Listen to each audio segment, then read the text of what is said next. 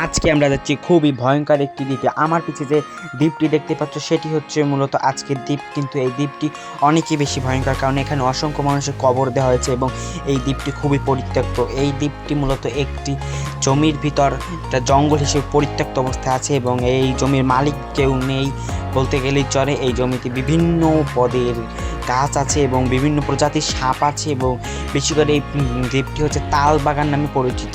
তো গাইস, এই দ্বীপটিতে মূলত আমরা একটি নৌকা নিয়ে এসেছিলাম এবং আমরা এই দ্বীপটিতে মূলত নৌকা নিয়েই প্রবেশ করা যায়, অন্য কিছু ছাড়া এই দ্বীপটিতে প্রবেশ করা যায় না। আমরা নৌকা থেকে নেমে পড়লাম এবং দেখব যে এই দ্বীপটি আসলেই কি ভয়ঙ্কর, নাকি সবই একটা ভুজরুকি, নাকি অন্য কিছু। তো গাইস, ইতিমধ্যে আমরা হচ্ছে নৌকা থেকে আমাদের সেই জঙ্গলে নেমে আসলাম এবং আমরা আশেপাশে ঘুরে বেড়াবো এবং দেখবো যে এখানে কি আছে যেখানে এত বেশি ভয়ঙ্কর। কিন্তু এখানে সবচেয়ে বিশেষত্ব যে এই গাছগুলো, আমার যে আশেপাশে যে গাছগুলো ছিল, গাছগুলো অনেকই বেশি বড় এবং অনেকই বেশি ভয়ঙ্কর, মানে পুরোই একটা অন্ধকার একটা অবস্থা, যার কারণে আমরা এই দ্বীপটিতে খুবই ভয় পেয়েছিলাম প্রথমে। মানে একটু পর শুধু তাল পড়ছে আর আমরা হুদা লাফাই পড়ছি যে এখানে কি আছে এমন। গাইস, একটু পর তো আমরা অনেকই বেশি ভয় পেয়ে গেলাম যে এখানে মানে এত বড় জঙ্গলটা যে দূর থেকে মনে হয় যে অনেকে বেশি ছোট, কিন্তু ধারে জঙ্গলের ভিতর ঢুকলে মনে হয় যেটা অনেক বেশি বড়। আমরা ভয় পেয়ে গিয়েছি যে এই জঙ্গলটা এত বড় এবং এখানে মানে একটা পরিত্যক্ত এলাকা। আমরা মানে অনেকে বেশি মানুষ বলছিল যে এখানে মানে না যাওয়াই ভালো, কারণ এই জঙ্গলে অনেক বেশি ভয়ঙ্কর, মাঝে মাঝে বিভিন্ন কিছু হয়ে থাকে।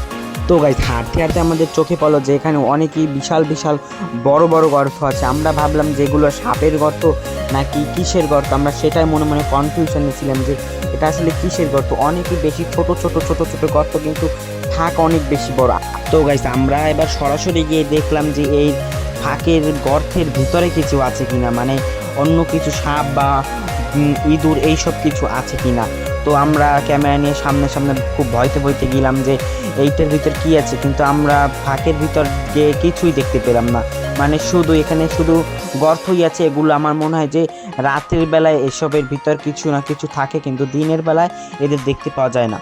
গাইস, তোমরা হয়তো বুঝতে পারছো না যে এই জায়গা কিন্তু মানে ক্যামেরার সাহায্যে হয়তো বুঝতেই পারছো না যে এখানে তো শুধু একটা জঙ্গল, কিন্তু বাস্তব লাইভে কিন্তু এটা অনেকই বেশি ভয়ঙ্কর। কারণ এখানে শুধু আমি আর আমার এক বন্ধু ছিল, দুইজনেই গিয়েছিলাম, কারণ এখানে মানে বেশি মানুষ ছিল না আর দ্বীপটাও অনেক বেশি পরিত্যক্ত, কোনো মানুষজন নেই। আর এখানে আমরা শুনেছি যে বিভিন্ন মানুষের দ্বারা শুনেছি যে এখানে অনেক মানুষের কবর দেওয়া হয়েছে, মানে মৃত মানুষদের কবর এনে এখানে রাখা হয়েছে। তার জন্য আমাদের একটু বেশি ভয় লাগছিল। সামনে মানে সেই কবরস্থান যেখানে আমরা যেতেও আবার যাচ্ছিলাম না, মানে অনেকে বেশি ভয় লাগছিল। তো গাইস, একটু পর তো আমরা মূলত সামনে এগোতে যাচ্ছিলাম যে সামনে কি আছে, কিন্তু আমাদের পাশে দেখতে পেলাম যে একটি বাচ্চার এবং খুবই অন্ধকার, বিভিন্ন পদের মশা মাছি সব এখানে জড়ো আছে এবং তার পাশে ছিল একটি তাল গাছ এবং সেই তাল গাছে মানে তাল পরে নিচটা ফুল একেবারে মেখে গিয়েছে। যে এখানে মানে মূলত এই দ্বীপটির নামই মূলত তাল ভিটা, তার জন্য এখানে মানে অনেক তাল গাছ আছে এবং অনেক প্রজাতিরই তাল গাছ আছে এবং অনেক বেশি বড় বড় তাল ছিল। এবং এই সামনে একটা গাছ দেখতে পেলাম, কিন্তু এই গাছটা মূলত তাল হয়েছিল, কিন্তু তাল পড়া শেষ হয়ে গেছে, তার জন্য আমরা তাল দেখতে পারিনি। তো গাইস, এখন আমি তোমাদের নিয়ে যাব যে গর্তের ভিতর আসলে কি আছে, কিছু আছে কি নাই। তারপর আমরা গর্তের ভিতর গেলাম এবং দেখতে পেলাম যে গর্তের ভিতর বেশ কিছু পানি আছে, কিন্তু অন্য কিছুই না। আমি ভাবছিলাম যে এটা ইঁদুরের গর্ত, অন্য কিছু হতে পারে না।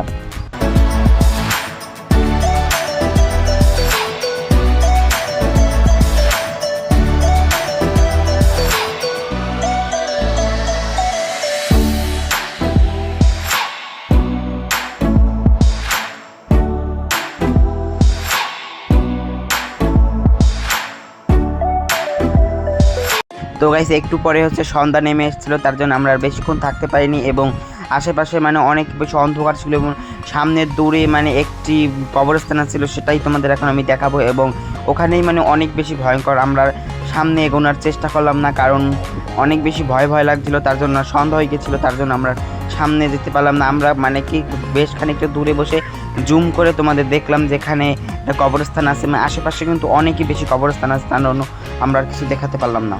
তো গাইস, আজকের ভিডিওটা এই পর্যন্তই এবং যারা আমার চ্যানেলটি সাবস্ক্রাইব করে না তারা অবশ্যই চ্যানেলটি সাবস্ক্রাইব করবে এবং যারা ফেসবুকে দেখছো পেজটি ফলো দিয়ে পাশে থাকবে। ততক্ষণ পর্যন্ত ভালো থাকবে এবং সুস্থ থাকবে।